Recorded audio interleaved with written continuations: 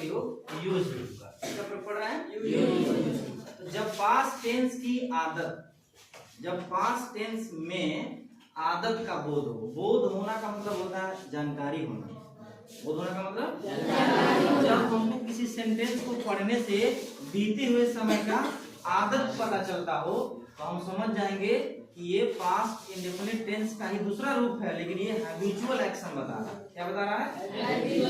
जब भी बीते हुए समय में हैबिचुअल एक्शन की बात पता चलती है तो हम लोग यूज्ड टू का प्रयोग करते हैं। किसका प्रयोग करते हैं? यूज्ड टू का। इसमें लिखा हुआ है साफ साफ, जो हम बोल रहे हैं उस कम शब्दों में लिखा हुआ है, जब पास्ट टेंस की आदत का बोध हो तो यूज्ड टू का प्रयोग होता है। रूल बहुत आसान है, किसी भी सेंटेंस को हिंदी से इंग्लिश ट्रांसलेट करने का एक ही फंडा है।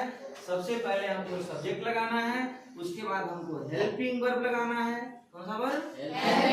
उसके बाद हमको मेन वर्ब लगाना है, उसके बाद ऑब्जेक्ट लिखना है, असेट सेंटेंस के लिए। तो इसमें हेल्प करने का काम कर रहा है यूज, आदत वाला हेल्प करना है। और मेन वर्ब हमारा है खाना पीना नाचना गाना रोना, और बाकी बचा हुआ ऑब्जेक्ट और अदर थिंग्स हम लोग लगा देते हैं। क्लियर है सब लोग? Yes sir. एग्जांपल कुछ लिखे गए आप देख रहे होंगे, सभी सेंटेंस का मुन्ना दिन में सोया करता था, दिन में सोया करता, सुबोध भी दिन में सो जाता है।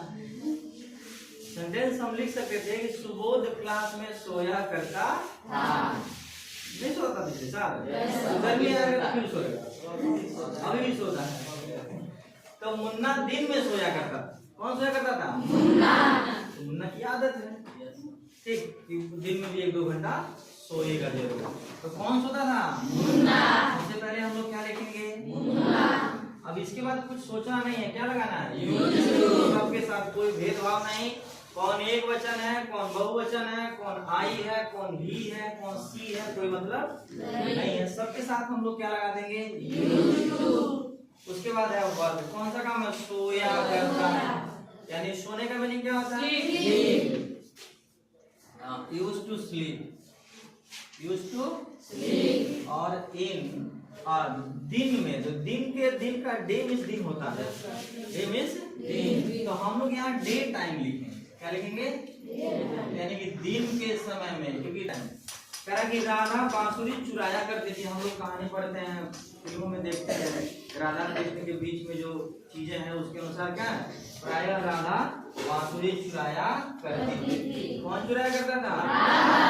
तो सबसे पहले हम लोग क्या लिखेंगे? Used to. चुराने का मीनिंग कोई बताएगा? स्टील मैंने चुराया, याद कर लेना है यार।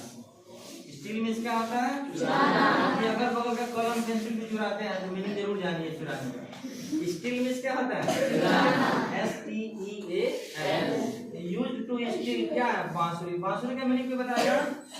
बांसुरी का मीनिंग क्लास में बताया गया। फ्लूट माने बांसुरी होता है।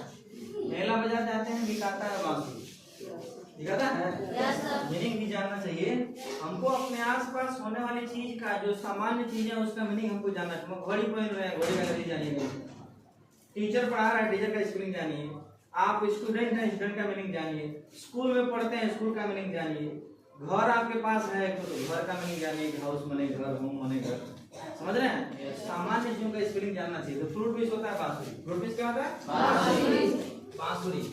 भगवान कृष्ण वृंदावन में गाय चराया करते थे दिन भर। कौन चराया करता था? अब देखिए यहाँ एक और बात आपको सीखने को मिलेगा इसमें, ये 4 एग्जाम्पल में। ये क्या सीखने को मिलेगा? भगवान कृष्ण, भगवान कृष्ण। तो जब किसी भगवान के नाम के पहले भगवान लिखा हो तो भगवान का मीनिंग क्या होता है?